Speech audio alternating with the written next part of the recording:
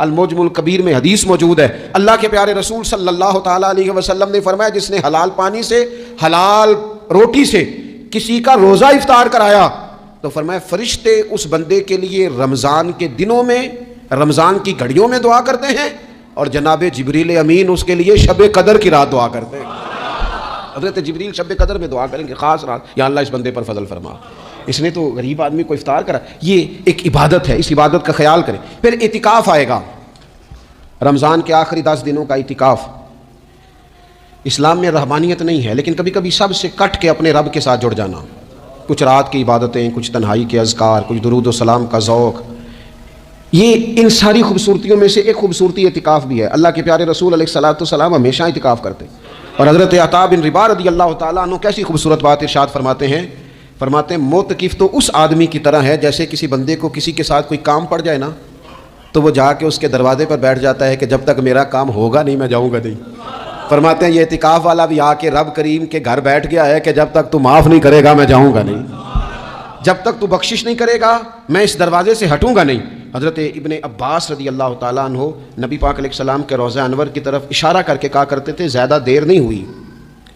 اشارہ کر کے کہتے تھے زیادہ دیر نہیں ہوئی، اس روضہ مبارک میں آرام فرما۔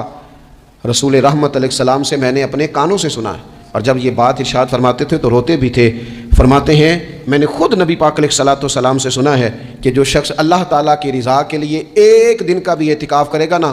اللہ تبارک و تعالیٰ اس کے اور جہنم کے درمیان 3 خندقوں کی آڑ بنا دے گا،